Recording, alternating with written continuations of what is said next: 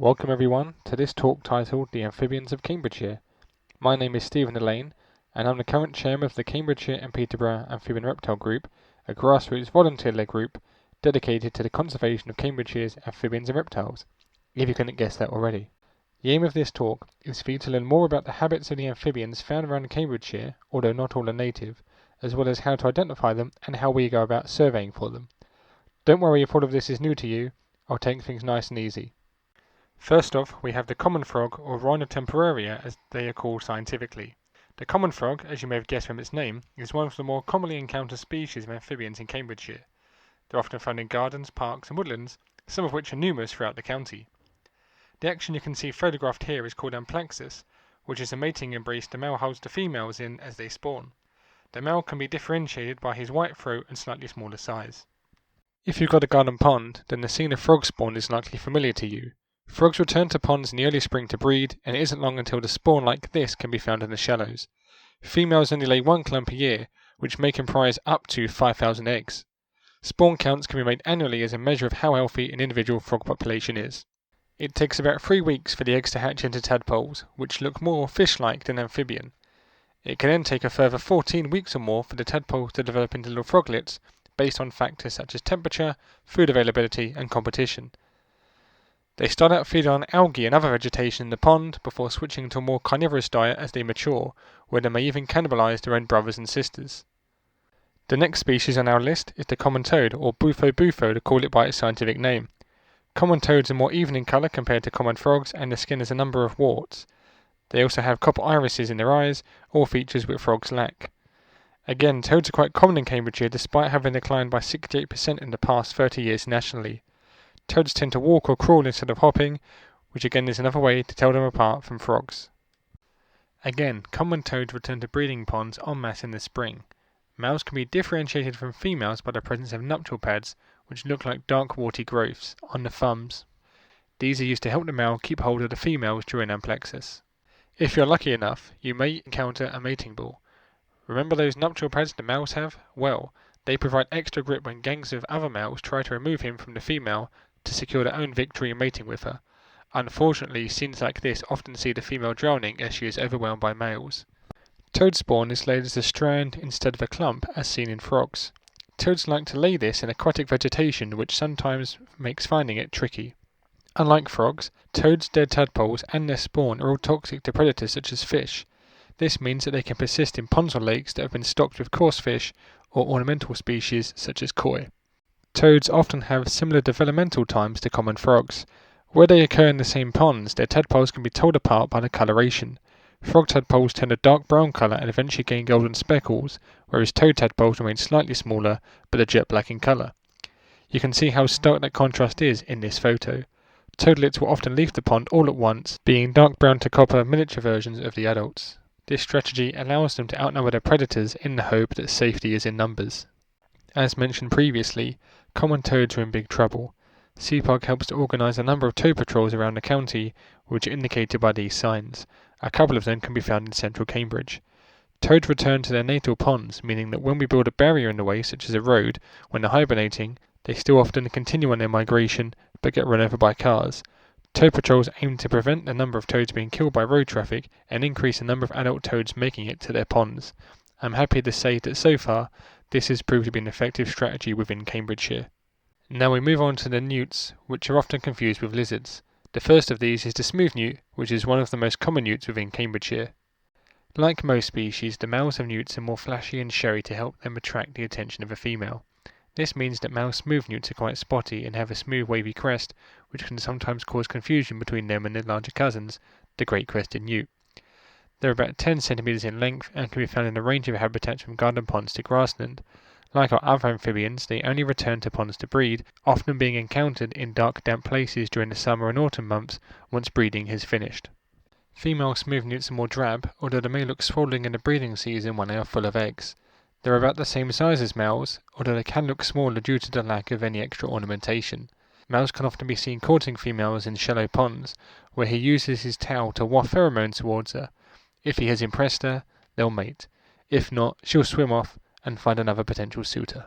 The two sexes can also be told apart from their underside, which is useful once they leave the ponds and the male loses his flashiness. Males have large spots on their bellies, whereas females tend to have much smaller ones, if any. Once smooth newts enter their terrestrial phase, this is one of the best methods to distinguish between the two. Smooth newt tadpoles look like miniature versions of the adults, just with the addition of gills. They're often green or tan in colour and are most visible in ponds from May onwards. Unlike the tadpoles of frogs and toads, newt tadpoles develop their front legs first. This can be used to determine which kind of tadpoles you're looking at when they're still in the early stages of development. The rarest newt species in Cambridgeshire is the Palmate newt or Lysotratton helveticus. They tend to prefer more acidic ponds, which are often associated with uplands, moorlands and peat-based soils. Cambridgeshire offers very little of these, and so only a handful of populations are known. Visually, they're very similar to smooth newts, but they do have their differences. Palmate newts have a pink-coloured throat, and the males have dark webbed hind feet and this tail filament in the breeding season. Unfortunately, as they're so closely related to smooth newts, the females of both species look identical. The only way to quickly tell them apart is to flip them over and look at their chin coloration.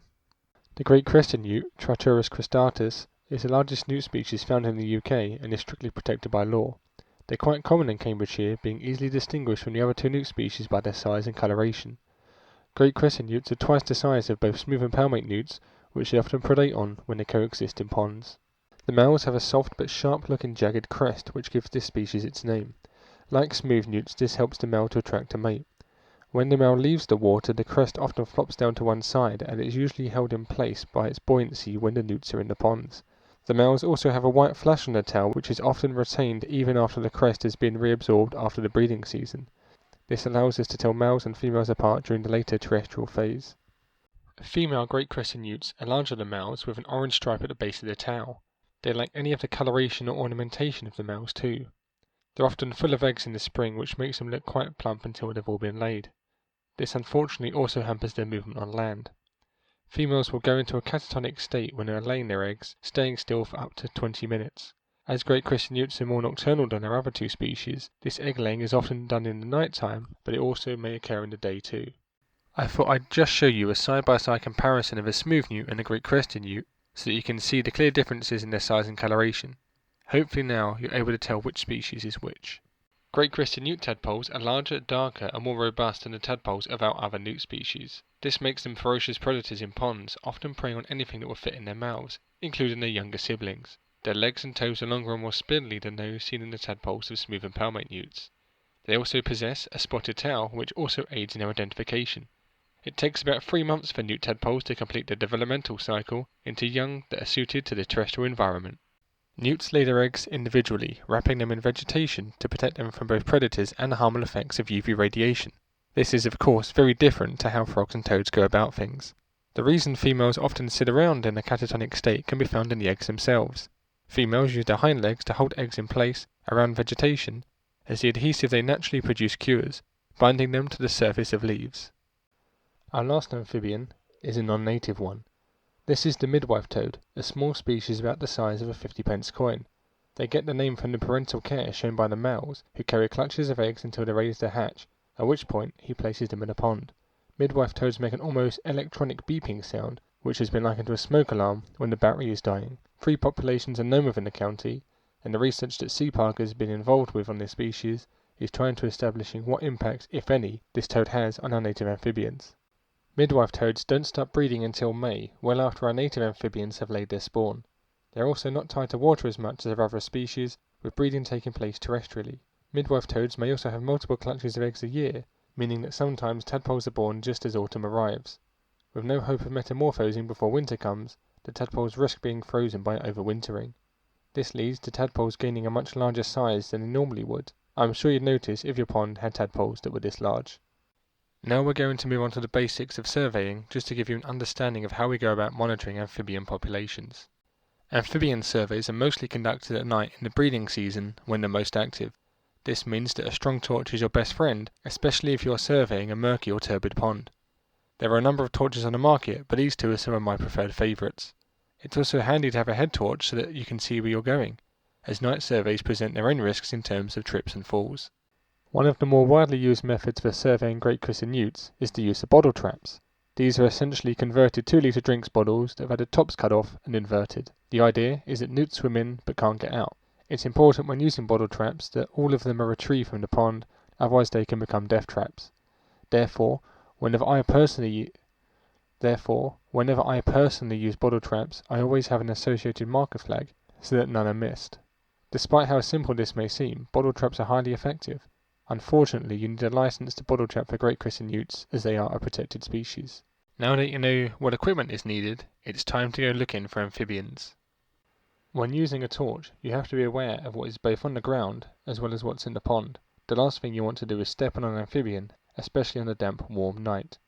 When searching the pond, use the torch to scan the margins of vegetation as well as between those margins. Different species use different areas of the pond. Newts will often be seen at the bottom of ponds in open water, whereas frogs and toads will be at the surface near to vegetation. If they're cooling, then this makes your life a lot easier. When using bottle traps, it is important to ensure that they are securely anchored to the bottom of ponds. This can only really be done in natural ponds, which limits their use. Bottle traps can also only realistically be left for 12 hours, with them not being used past May.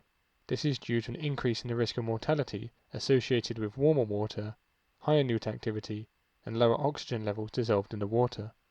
When setting bottle traps, an air bubble should be left should newts wish to take a gulp of fresh air. It isn't just newts that these traps catch, so it's also wise to be cautious of the needs of individual water bodies regarding other protected species that may be present. Finally comes reporting.